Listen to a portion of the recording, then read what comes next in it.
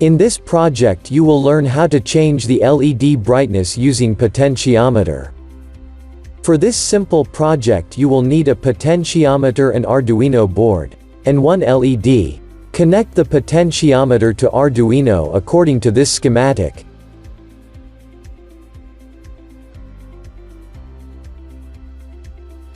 Start Visuino and select the Arduino board, in our case it's Arduino Uno.